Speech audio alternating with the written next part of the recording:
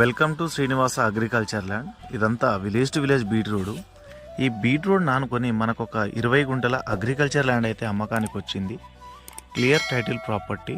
మనకు వచ్చేసి road facing దాదాపుగా 220 ఫీట్ల దాకా ఉంటుంది.